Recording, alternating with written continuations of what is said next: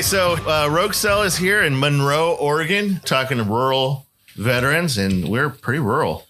We are sitting down here with Riley King, sergeant. He got out of the military as a sergeant. We'll talk about his history today.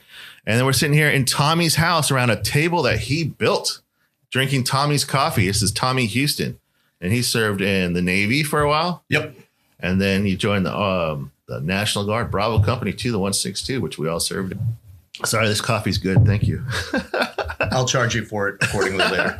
Oh, man, you gave us a care I package. haven't had him sign the forms yet that we won't pay him for this. Oh. We're too late at this point. The recording's already happening. He's paying us. We got a care package.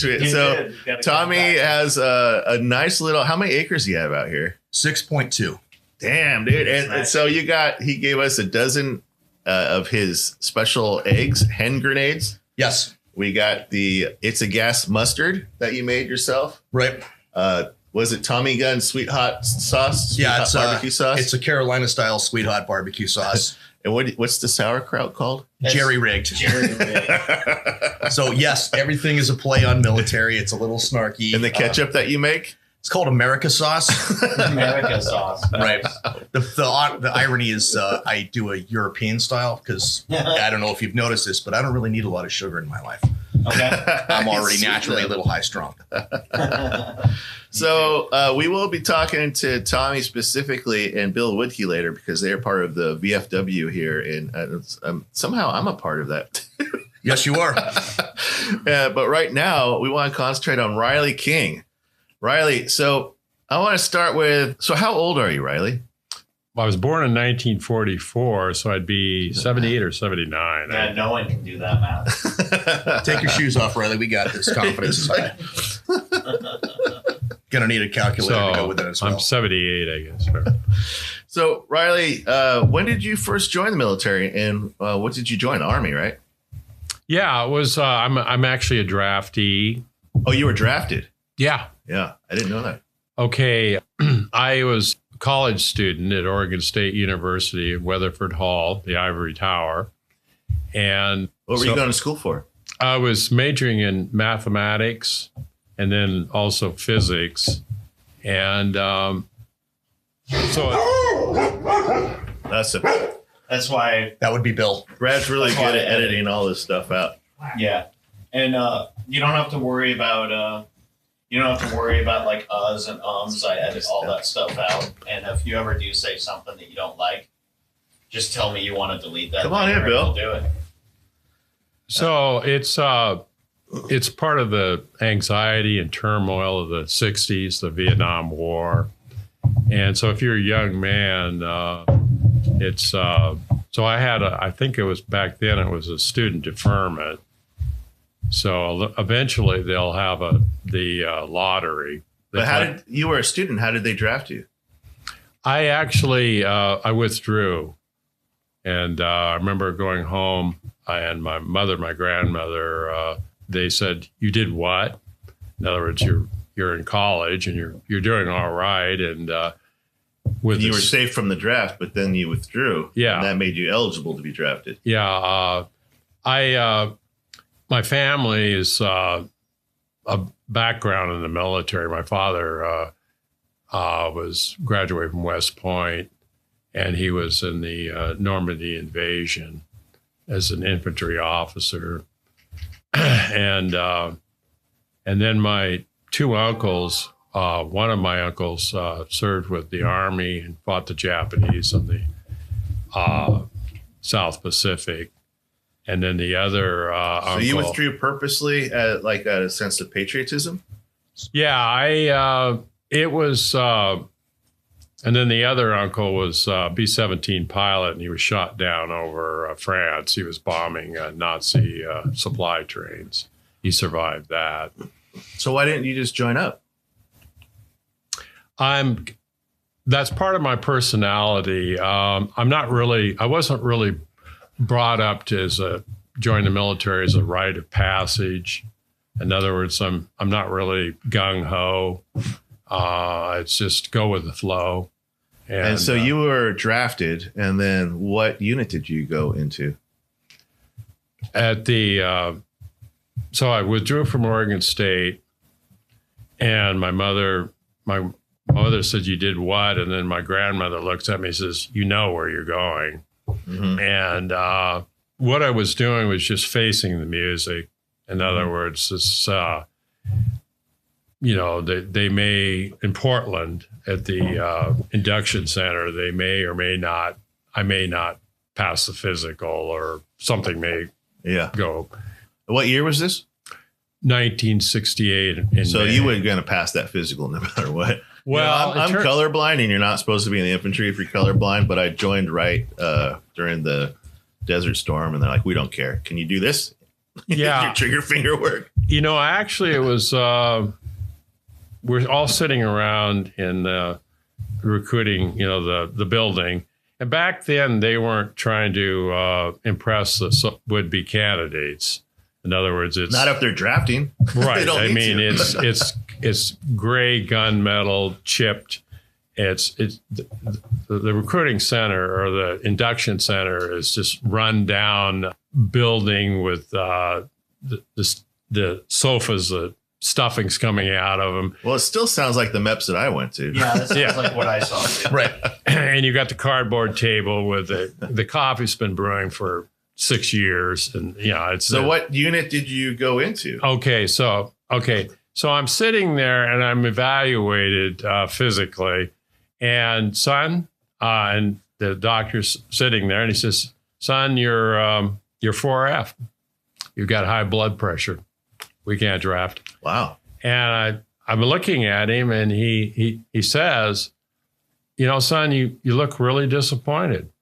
And I said, "Yeah, I am. I'm with these guys, and then I'm evaluated, and they're all off the block. It's kind of obvious that I'm this entitled college kid." And I just felt kind of guilty, You were the one guy who got drafted that was disappointed that he couldn't go. And so I said to the doctor, I said, "Yeah, I am." And he said, "Well," and he erases it, and he says, he puts me just below, and he says, "You're in, son." In other words, my blood pressure is just below the. Oh, wow. So, I've told this story to a lot of people. They're like, "What were you thinking, dude? That was it. That was like you won the lottery." I mean? Yeah. And so I'm not really gung ho. Just go with the flow. Okay. I've seen some things to suggest the opposite. This self-deprecating conversation Riley has is not accurate. Okay. So I end up going on a bus to Fort Lewis. Uh-huh. And so we train there, and I go through basic training, and then and I qualified expert with the M14. And when I get over to Vietnam, I'll be issued an M16. Oh, so you train on one weapon, and then you go to war, and they give you a new one. Refrigerator door. Yeah, that sounds legit. That's how it goes. So what? So you went to basic training at Fort Lewis, right? And then I went through. And basic training consisted mostly of just marksmanship. Yeah, and then also we got out. We march around, and we learned the basics. I mean, yeah. And then how long did it go from you sitting in physics class at Oregon State University to you being in country in Vietnam? Okay, so it was around May, I think, that I was drafted. I think somewhere in the spring term of the Oregon State. So you were drafted instantly after you withdrew? Yeah, wow. It didn't take long. Wow. Because they're looking for young men. So that's back in May, and then you are in Vietnam in October 14th, 1968. So less than 6 months later, you're in country. Okay, so what I did was I indicated I want to go to jump school, and I got an AIT, is an advanced individual training, or an infantry training. So you got drafted and were put right into the infantry. Okay, after basic training, I'm sitting there, and we're in the bay, the barracks, and I'm sitting there, and I think it was his name was Drill Sergeant Long. He was African American, and he'd been, I think, Silver Star and Purple Heart recipient in Vietnam. And the training, they kind of deferred to him, so it was more realistic. He was a tremendous soldier. And I'm all packed up, and I'm not sure where I'm going because I'd been to college. I could type 100 words a minute. I'm not really one of these tough kids off the block. And so I figure I'm going to be a clerk, probably in Germany. I'm not sure what my MOS is. Yeah. So I asked him, Joseph Long, where am I going? What am I? What's my MOS? And he said, he smiles. First time I saw him ever smile. And he said, well, son, you're going to be an 11 Bush, 11 Bravo. You'll be carrying an M60 machine gun or M79 or Blooper grenade launcher. Your stomach had to sink. Yeah. You thought you were going to be a clerk. Yeah. Go to Germany. I'm just not one of the tough kids off the block. And then they send you to Vietnam. So then he said, so you'll go to Vietnam. And I'm really puzzled. I kind of looked at him, and he said, what we're looking for are young men who don't quit. That was the criteria. And I'll never forget that. It was like, yeah, and I thought it was quite a compliment. I mean, okay. So I went home. I was deathly sick. I'd gotten just almost pneumonia. Right after basic training? No, after AIT. So I didn't go to jump school. Yeah. I figured I'm so sick that, I'm just not going to be able to do anything so I went home on leave to just recuperate. And then after leave, you report to Oakland Army Terminal in California. They process you, and then you fly to Bien Hoa, Vietnam. And if you've seen the movie Platoon, where Chris Taylor gets off the plane, that's exactly my your experience. The experience, exactly. So talking about movies, you ended up in a infantry unit, and you So you charged Hamburger Hill. They made up that famous movie about it, Hamburger Hill. Yeah. Here's what happened. I get to Bien Hoa. The 101st Airborne had taken heavy casualties. I believe they were down south around, Cu Chi, Hobo Woods, where the tunnels are. And I believe the Delta Company, with the 3rd Battalion, 187th Infantry Regiment, the Rakasans of the 101st Airborne, that's the unit I'll be attached to. They'd taken heavy casualties, and I believe, received the Medal of Honor. He was a West Point grad. Who did? He was the captain of Delta Company. I don't know what his name was. Probably played by Mel Gibson in some movie, I'm sure. Yeah. So I'm getting at is they've taken heavy casualties, so they're looking for bodies. They don't care whether you're hoo-ah, gung-ho. They don't care. They need. So what they did is I remember we were being in these ratty hooches that are near kind of, I think there's a name for the area that we were in, near Bien Hoa. So they just threw down the equipment and said, have these, your rucksack and everything, and we'll issue an M16 and, some claymores. They just marched us down this road. It was red clay, reddish, and pouring rain. And we're going to dog you for, about a week and a half out in the swamp. And we're going to figure out. To acclimate you to the. To figure out whether you can handle it or not. Oh. Because what the deal is, the 101st or the Rakasans are going to move into the Ashaw Valley, which is part of the Ho Chi Minh Trail, which borders Laos. And you'll be, in other words, make contact. You'll hump from dawn to dusk to make contact with the North Vietnamese army that's coming down the trail. Mm-hmm.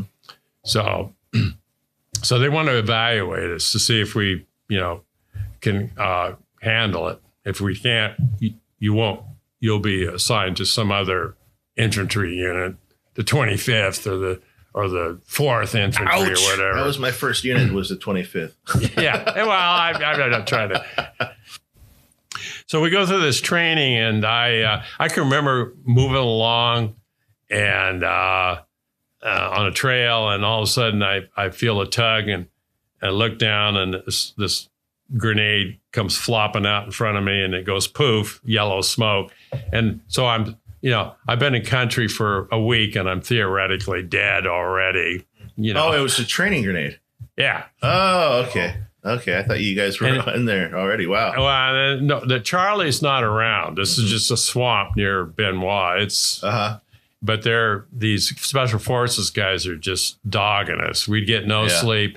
The mosquitoes are eating us alive, and you wake up in the morning with leeches, hanging all over you. And you're not, I mean, I came from Fort Lewis. Yeah, there's a lot of rain there, but it's a colder climate. Now it's 115 degree muggy heat. And like I say, so I'm essentially in that week of training or evaluation. I'm almost delirious. I don't know what I'm doing. Probably everybody was. So then they line us up on this road, and I think it's called a mule. It's a little flatbed, little truck. The Army is called a mule. Spec for it. And then this full bird colonel, he gets off and he says, all right, line up. So we're all lined up, and it's pouring rain. And he says, okay, when I go by you, I'm going to point to you and say you, and you get your stuff assembled, and you're going to take a C-130 up to Fubai, and up the Fubai is your way, I think, the old Imperial City coast, is the 3rd Marine Division and the 101st Airborne. And the ones that were taking heavy casualties. Yeah. You're going to operate in the Ashaw Valley, which is I Corps or hardcore. He's going along, and he points to me and says, you, and I'm like, me? Yeah, again, it's like, you got to be kidding. I mean, come on. And then the guy next to me, he doesn't point to him, but he's going down the line, and the guy next to me looks at me and he says, oh, man, Ashaw Valley is a one-way ticket, dude. And I'm like, really? Well, wow, whoa. I mean. But people kept seeing something in you to put you in the.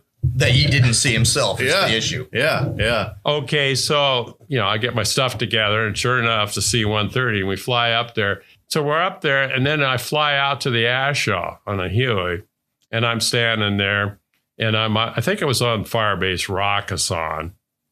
It had 105s and 155s, and it was a mountain that we'd overrun, that battalion, and set up an artillery fire base up there. So I'm standing there, and I'm top of this mountain, and I'm looking down, and I think this guy, they had a mess hall there, the bunkers, and he comes walking over me, and he just kind of shakes his head like, this guy's just out of the box. He's just clueless. Yeah. An FNG. So FNG, for people who don't know, it means fucking new guy. Yeah. And so he's just kind of like, what is this clown doing here? And I'm just straight out of and I saw some movement down the mountain, and I said, is that my unit down there or something? And he says, yeah. And I said, well, will it be up here in about a week or something? And he says, no, man, a couple hours, and then you'll be back down there. And he just kind of shakes, and he just walks off. This guy's hopeless. And fucking college kid. Okay, so you had like these huge glasses. Yeah. Well, but they're horn rimmed black. You see in the movies. Yeah, they're called BCGs in the Army. Well, they're birth control. I'm standing there, and they hump up to that position. And the first guys I'll meet with the unit his name's Rodriguez. He's from East LA. Grew up with drive-by shootings. I'm going to be attached to a tough crowd here. Yeah. tough dudes off the block. And you're from OSU, physics, math student. Yeah, College Hill. Big glasses, skinny kid. Entitled rich kid, what are you doing here? So I'm standing there, and Rod looks over, and this guy's, he's a mountain. He's African American, Black American. He's from Georgia. And Rod says, and his name is Thunder Thornton. We called him Thunder Thornton. And he's 6'6" and about 295 sheer muscle. He's carrying the M60 machine gun. Of course, yeah. Yeah. And he can handle it like a toy. Yeah. And he said, well, looky here. We got a cherry, Thunder. And the sarcasm is just dripping, and I'm standing there and I'm looking at it like, whoa, these guys, these aren't just American soldiers, they're gladiators. I mean, how long had those guys been? They'd been out there for a while. Yeah. So they're mountain goats and they're gladiators. The unit I'll be with, after a while, the chemistry is just phenomenal. And we will gel. And it is the unit, the battalion that I was with is considered one of the toughest assault infantry battalions of all time. And what battalion was that? It was the Rakasans, the 3rd Battalion, 187th Infantry Regiment, 101st Airborne. Wow. So I'm standing there, and all of a sudden, Rod pulls out, I think, 2 100-round machine gun belts and slaps them on the back of my rucksack. And I thought, I was carrying a lot of weight. And I was like, ugh. And they're taking it easy on and he says, you be carrying these for Thunder. In about a couple days, you'll find out why. And I'm thinking, so what the deal is that when we're in a firefight and Thunder is up and rocking, we're in the ball game. We can take them. Yeah, wow. So we don't want him to run out of ammo. Yeah. So those superiority of fire. So that's my introduction to the men that I'm with. And so they did a movie about your unit charging Hamburger Hill. Yeah. And in that movie, they did have a character modeled after you. Yeah. But that character is killed. Yeah. And by the way, the movie is called Hamburger Hill. Hamburger Hill. I don't get it. I mean, they've got artistic license. I'm still alive. I can't explain it. They wanted to kill the guy with the glasses, pluck the heartstrings. So in the movie, you have glass. The guy has big glasses. He always has his camera. Yeah. Did you have a camera? Yeah, I had it at Kodak Instamatic. And he's talking about Shambhala, right? Yeah. The way of the peaceful warrior. Nice. And that's kind of like, you introduced that to me. And when we were training to go to Iraq, I was like, take that as a thing. It's like, the way of the peaceful warrior. And so you and I would always like Shambhala. Oh, yeah. Yeah, absolutely. Yeah. So I want to talk to you all day about Vietnam, but you have such an extraordinary life past that. You get back from Vietnam. How old are you? I'm a little bit older because I didn't actually do really well at Corvallis High School. So I had to make up a couple years at Lake Oswego High School, and I graduated from Lake Oswego High School. And then I took the tests, and I actually did well, and I actually entered Oregon State. But I'm a couple years older. But when you get back from Vietnam, how old are you? So I'm not, I didn't go to Vietnam as an 18-year-old. I went to Vietnam as maybe 21, 22 years old. And you did one tour? I did one tour. And that was a year? It was a year. Let me explain that. Uh-huh. I mean, I'm sorry, but I'm standing there, and I go along with my 4 other guys, which we'll get together 50 years later at Fort Campbell for the reunion. Uh-huh. I've got a photograph of us out in the jungle where we overrun a bunker. We pull out the cash, in other words, ammo, and North Vietnamese Army, or Charlie, the ammo and a weapon. And somebody took a picture of us, probably the Kodak Instamatic. Mm-hmm. And the 5 of us they're standing in the background. 50 years later, we're standing together at Fort Campbell. Oh, wow. That's Wow. great. And the platoon leader, actually company leader, referred to us as the thugs. You know, you want to get the job done, the thugs will do it. And along with Thunder and Rod. So Thunder wasn't a thug? Yeah, well, and well, he was a force to be reckoned with on his own. So what was I getting at here? Okay. So I make it. I go all the way, and I was never wounded. Which probably surprised the hell out of you. Yeah, But also everybody else expected it. yeah. I mean, and so I'm standing out in the jungle, and my time's up, and I'm standing there, and Sergeant Garza, who's probably the platoon sergeant, probably the best. I mean, he was. He was your platoon sergeant in country? Yeah. Yeah. And he was gung ho to the max, and you really didn't want to be on his list. You feared Shit list, you mean? Yeah. Yeah. You feared him more than you did Charlie, but the guy loved us. In other words, I was with a unit where our weapons never malfunctioned in a firefight. You know, Yeah. Keep it because they were. Yeah, I had a platoon sergeant like that too. I mean, we're always, the unit I was with, we just humped from dawn to dusk, and we're always in contact with the North Vietnamese Army. Yeah. In other words, I saw a lot of combat and death. Yeah. I mean, guys would come in, guys like myself, young guys, I'd know them for a week, and then they're Dead. They're dead. bullet-riddled, Yeah. bloody carcasses. Yeah. Wow, that's got to be tough, man. And I mean, because we're also the battalion lieutenant colonel who's in charge.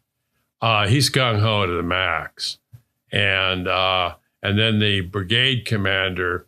He has a CIB with a wreath and 2 stars on He's it. in Korean War? Yeah, he was in World War II, Korea, and Vietnam. Holy shit. Yeah. Wow.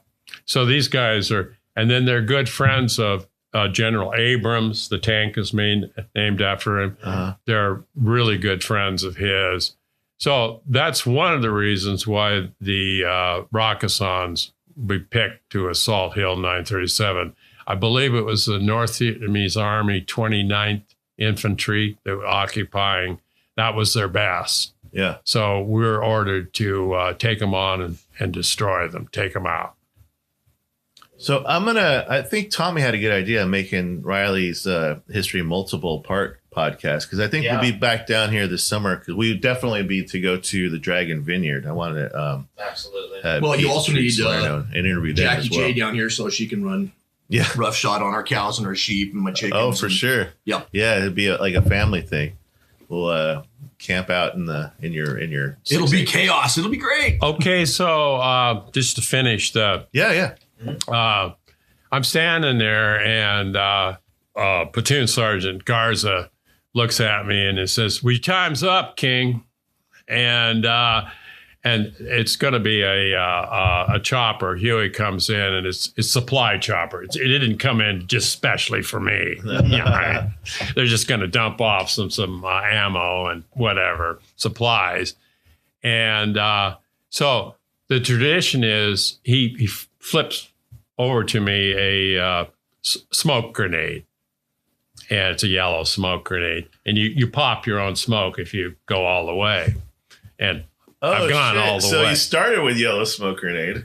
Yeah, theoretically I'm dead. You know, where they're dogging us out in that swamp. Wow, so that was a tradition. You made it. You popped the yellow And so I smoke. popped this, on the chopper can kind And of. that's see us. where We're that down on term the- comes, the phrase, Right. popping smoke. So I pop it, and they know where we are down in the thick jungle, and so it lands, and So you're popping smoke for the helicopter to land. Yeah, it's Yeah. a marker Yeah. signal so that the helicopter knows where they're going in. and you pop your own. I've gone all the way. Yeah. And, Wow. And Garza, I remember jumping on. I think in the movie Platoon, is it Chris Taylor is the same. You know, he jumps on he's out of there. Yeah. And I wing off to, and eventually I'll make my way to Uh Benoit. huh. And that's kind of funny, too. I've got to add this. Yeah. Love You it get here. to Benoit and, you're at this big hangar. So you're waiting. Eventually you process through. Uh-huh. And so you're waiting to get on the Freedom Bird to go home, fly out. Yeah. And the Boeing, transport. And so they make this announcement. The cherries, the new guys get off the plane. And so you're like, look at these. And So we're all, look at these F and Gs. yeah. So we're all these guys that are have gone all the way. And they have that look that you had. Yeah, when you came up. and they make this announcement. In case of mortar or rocket attack, the report to the bunkers to your left and to your right. And these guys are like real wary and like, Yeah. oh my, and we're all laughing our tails off. We're just like lounging around. We got the rucksack flop, and lounging around. And, so what? I mean, maybe we'll mosey over to the bunker. I mean, Yeah. And the contrast, and it just blew me away because everything's now reversed. Yeah. I've yeah. gone all the way. Yeah. And then I remember, going up the steps, and I remember the plane lifting off, and whoa, That's it. that's it. Yeah. And then we fly into, is it Travis or somewhere, California, Yeah. and then process through. I take a bus. No, I go to the airport in San Francisco International Airport, and then I fly from there to Portland. Uh-huh. Took a bus home to Corvallis. In uniform, or are you changing the Yeah, I seats? was in uniform. How was that? Landing in San How was Francisco. your reception in SFO? It was, all kinds of pejorative names I'm called. Baby Just go killer. through all of this Yeah, shit? yeah. And, people are spitting on you. And Really? yeah. Oh man. And it was a bummer. And then when I got to Corvallis, I decided not to take a taxi. I took the Greyhound home, and then I got the bus depot and downtown, and so I hump up Monroe to the house home, and my mother and my grandma will be waiting there for me at the house. So I'm going up Monroe there, and I go by, I think it's the Gilbert Hall, and the students, they start yelling at me, calling me names. Or one guy threw I think an apple core at me, and I dodged it. I'd spent a year dodging shrapnel and bullets. So I just kept going. And I finally went up the steps, and all of a sudden the screen door and the door opens up, and my mother just rushes out and just grabs me. And Hell she yeah. said, she says, "You pulled it off. I don't believe it." And- You were like, I don't either. yeah, and the deal with them is, the reason I mention this, you got to really understand, this is the 1960s in America, Yeah. and you can cut the anxiety with a knife. Yeah. In other words, young men and their families, what is going to happen to my son? Yeah. Is he going to inherit the farm and get married and live a productive life? Or is he going to go over to Vietnam and die in the rice paddies of the jungle? And I mean, it's not just the young men, but their families. Like, Yeah. what's going to happen here? So eventually the protest will, and then Hollywood jumps into it. And then what's interesting about that era is all the folk singers that everybody is sort of ignores their point of view of the ills of America.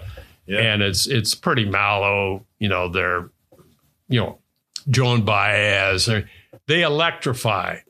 And then you have Hendrix, and you have the Rockers, and Country Joe and the Fish, and All anti-war. yeah. And then you had Woodstock. I was in the Ashaw Valley when I missed it. I was in the Ashaw Valley, and We'll get you a T-shirt, right? It's cool. yeah. So this country gears up, and then there's the anti-war movement.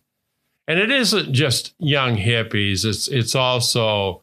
I think it was misplaced anger. I mean, I don't know. It's just but they were taking their men away from their families, like you said, and then sending them to war. It wasn't the men's fault to go to the war. They were told to. They didn't have any the draft was, and in fact, they'll experience the Iraq War.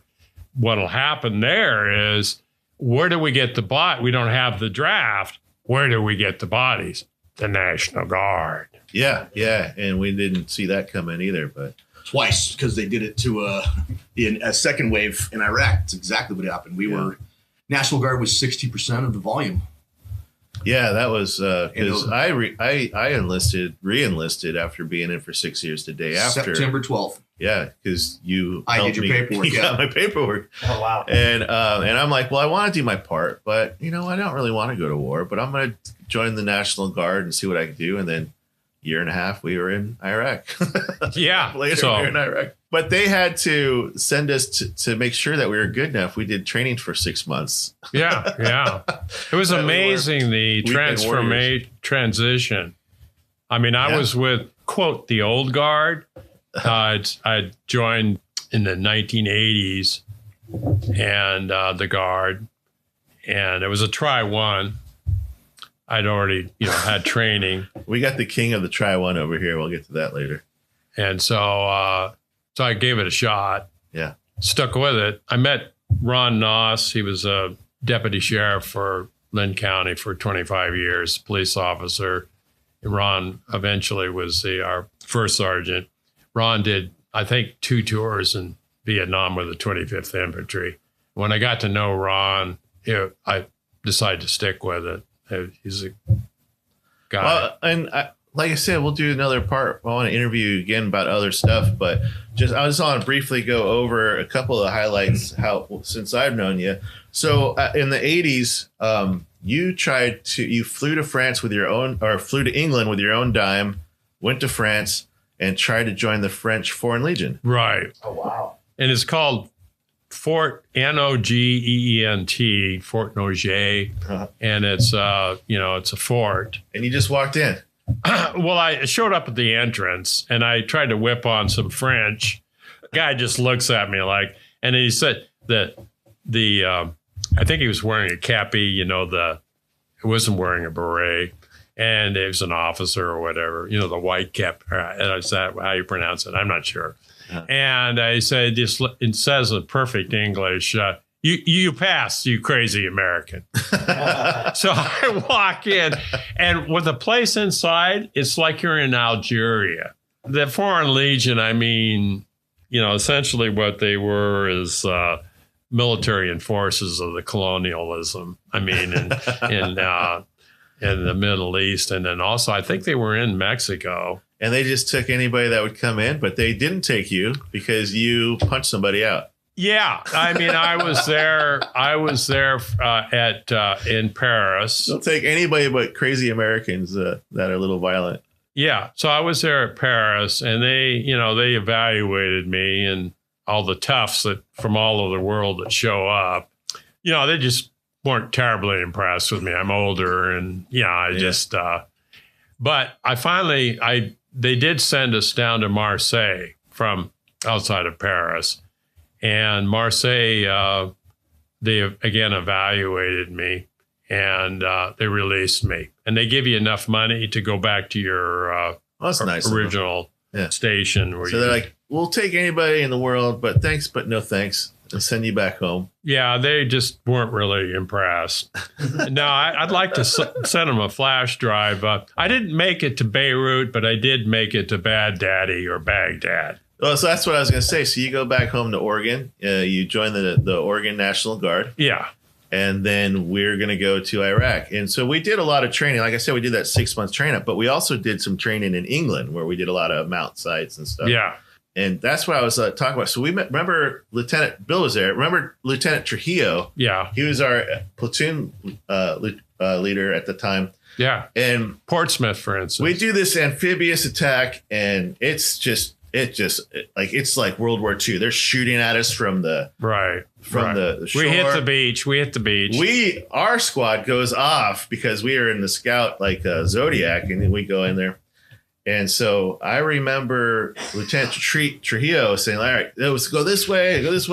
And he splits the platoon and bullets start flying. And Riley jumps out of the bushes, does a fucking combat roll, sprints over to the LT, grabs him by his collars, like, never split your forces. Charlie will hit you from 360. Especially at night. Then he fucking sprints back. By the way, the bushes, and I don't see him again for a while. By the way, do you know the history of Tillman?